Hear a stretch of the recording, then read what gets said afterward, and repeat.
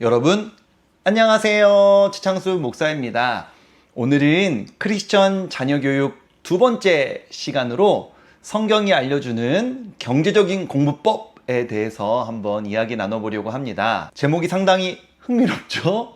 어떻게 하면 사교육비는 줄이고 성경의 원리는 지키면서도 효과적인 공부를 시킬 수 있을지 함께 나눠보도록 하겠습니다. 저희 첫째 하연이가 초등학교 1학년 됐을 때 일입니다. 아이가 학교를 마치면 놀이터에서 친구들이랑 놀고 싶어 했었어요.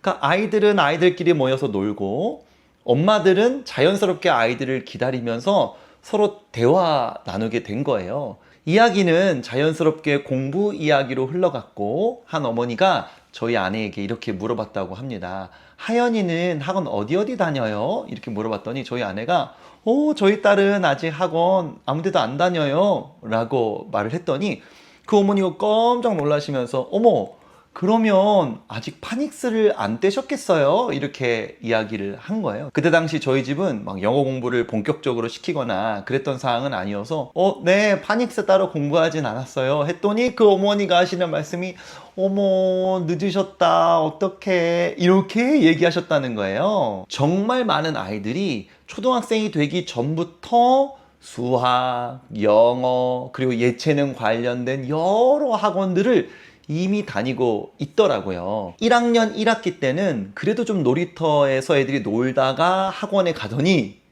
1학년 2학기가 되니까 놀이터에서 노는 애들이 하나도 없는 거예요.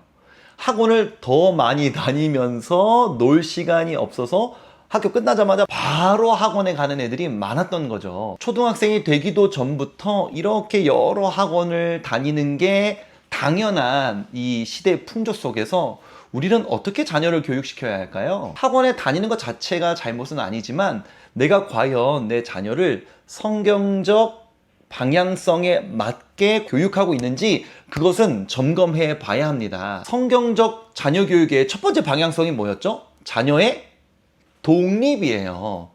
자녀가 스스로 살아갈 수 있는 힘을 키워주는 것이 우리의 자녀 교육의 목표가 되어야 한다는 것이죠. 여러분, 공부도 마찬가지입니다.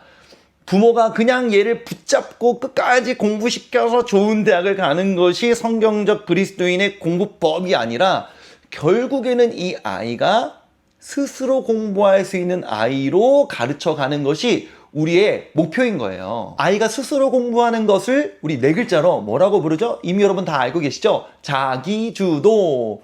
아이가 스스로의 힘으로 자기주도적으로 공부를 시키는 것에 우리의 교육에 방향성이 있어야 한다는 것입니다. 너무 어린 시절부터 학원을 여러 군데 다니다 보면 학원에서 가르쳐주는 공부에 익숙해지기가 쉬워요. 수동적으로 설명 듣고 풀라는 거 풀고 숙제 내주는 만큼 하게 되는 굉장히 자기주도적인 것이 아니라 수동적인 공부를 배우기가 쉽습니다. 아이들이 스스로 공부할 시간이 부족할 정도로 많은 학원을 다니고 그 학원 숙제하느라 일주일이 지나가 버린다면 그것은 조금 잘못된 거예요. 또 다음 강의에서 이야기할 기회가 있겠지만 너무 많은 학원을 다니다 보면 독서할 시간도 없죠. 운동할 시간도 없죠. 친구랑 놀 시간도 없죠. 휴식하면서 멍 때리는 시간. 여러분 저는 멍 때리는 시간 되게 중요하다고 생각하거든요. 멍 때리는 시간도 너무나 부족해요. 심지어 수면이 부족할 정도로 공부하는 아이들이 있을 수도 있습니다. 여러분 이렇게 아이들이 자라가서는 안 되는 거예요. 학원을 다니더라도 자기주도적으로 공부하면서 우리 자녀에게 필요한 부분을 보충하기 위해서 필요한 부분에 대한 학원을 다니는 건 괜찮아요. 하지만 여러 학원들을 뺑뺑이 돌려놓고 내가 얼마나 많은 돈을 투자해서 너를 가르치고 있는데 학원에서 알아서 해주겠지? 그리고 엄마 아빠가 이 큰 돈을 투자해서 널 가르치는데 너 열심히 해야겠지? 이런 식으로 학원에 우리 자녀의 공부를 다 위탁해버리는 것은 잘못된 겁니다. 그리고 결과적으로도 그렇게 좋은 성과가 안 날 확률이 높아요. 여러분 제가 잠깐 여러분에게 몇 가지 질문을 드릴 테니까 한번 제 질문에 답을 해보시겠어요? 여러분의 자녀는 요즘 학원에서 수학 어떤 단어를 배우고 있나요? 영어 어떤 부분을 배우고 있죠? 그 배움 가운데 우리 아이는 어떤 개념을 조금 힘들어 하나요? 그리고 어떤 문제 유형을 힘들어하죠? 연산 실수 자주 하는 우리 아이, 뭐 때문에 연산 실수 많이 하는 걸까요? 그리고 우리는 어떻게 잡아줘야 할까요? 여러분 이 모든 것에 대답하실 수 있으셨습니까? 이런 여러 가지 아이들이 공부하면서 만나게 되는 문제와 어려움들을 과연 학원에서 다 해결해 줄까요? 천만에요. 그럼 너는 도대체 어떻게 아이들 공부시키고 있냐? 슬슬 좀 짜증나면서 궁금하기도 하고 그러시죠? 여러분 저희 첫째 딸 하연이는요 초등학교 5학년이고 둘째 딸 하윤이는 초등학교 4학년이에요. 이 두 아이는 오직 피아노 학원만 다니고 있고요. 아빠가 목사다 보니까 나중에 교회에서 좀 반주했으면 좋겠다는 개인적 욕심이 있어서 피아노 학원 계속 다니고 있고 학교에서 진행하는 영어 방과후를 듣고 있어요. 아마도 하연이, 하윤이 한 아이당 한 달에 들어가는 교육비가 20만 원 정도 될 것 같아요. 이 정도면 꽤 경제적으로 아이들 교육시키고 있는 거 맞죠? 저희 아이들은 매일매일 자기주도적으로 자기가 해야 할 공부 분량이 있습니다. 책상에 딱 앉아서 매일매일 해야 하는 일들이 있는데요. 첫 번째는 매일매일 큐티하고 그 큐티 책에서 지정해주는 범위에 성경 읽기를 해야 해요. 그리고 독서를 해야 되는데 독서는 뭐 매일 시간을 딱 정해놓고 하는 게 아니라 아이들 짬짬이 틈틈이 시간을 이용해서 독서를 하는 편인데요. 얼마 전에 우리 아이들한테 또 아내한테 요즘에 우리 아이들이 독서 얼마나 하지? 일부러 이 영상 찍으려고 한번 넌지시 물어봤어요. 그랬더니 공통적으로 하는 이야기가 아마 1시간 정도는 하는 것 같아요. 독서 1시간 해야 되고요. 또 요즘 아이들 문해력이 문제라고 하는데 저는 문해력의 핵심 중 하나가 한자어를 잘 모르기 때문이라고 생각하거든요. 그래서 아이들이 한자어 문제집을 하루에 한 챕터씩 풀어야 하고요. 수학 같은 경우는 아이가 학교 진도를 따라가는 교과과정 문제집을 하나 풀고 연산 문제집을 하나 풀고요.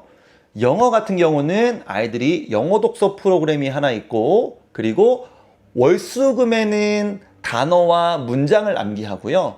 화목 같은 경우는 요즘에는 영어 문법 강의를 듣고 있어요. 그리고 사회과학은 독서로 아직까지는 해결하고 있고요. 토요일이 되면 밀린 공부를 하고 밀린 공부가 그 주간에 없다면 그냥 놉니다. 놀고 운동하고 보드게임하고 또 독서도 하고요.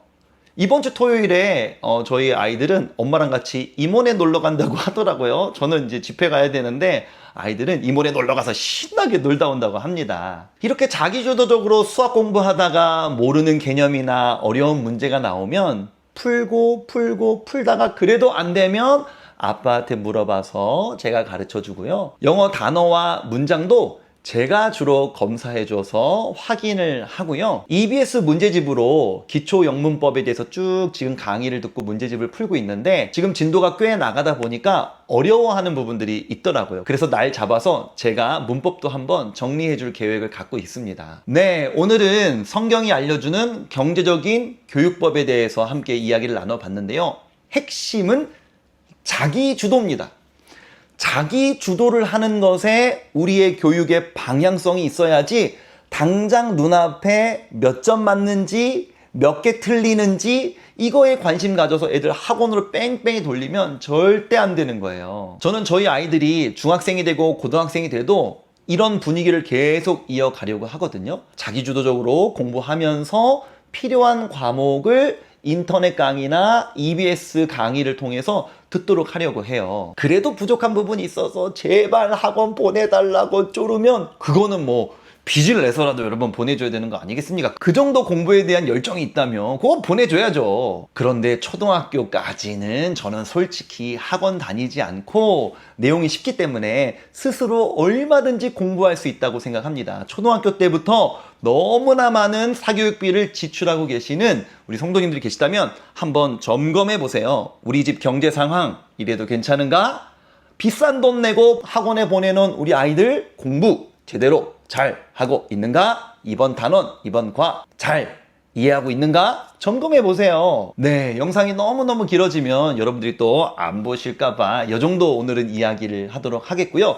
다음 영상에서는 조금 더 구체적으로 저희 아이들이 국영수 과사를 어떤 문제집으로 얼만큼의 분량을 어떤 식으로 어디에서 어떻게 자기주도적으로 공부하는지 구체적으로 다 말씀드리고 보여드리도록 할 테니까요. 특별히 미취학이나 초등학교 자녀들을 키우시면서 사교육비 때문에 많은 부담을 느끼시는 분들이나 자녀 교육에 대해서 공부에 대해서 고민은 많은데 어떻게 해야 될 줄 모르겠다 라고 생각하시는 분들에게 이 영상을 꼭 추천해 주시면 감사하겠습니다. 오늘은 이런 멘트로 마무리해보고 싶은데요. 저도 다른 채널에서 많이 하는 여러분 구독과 좋아요, 알림 설정까지 부탁드리고요. 저는 다음 영상에서 뵙도록 하겠습니다. 여러분 안녕히 계세요.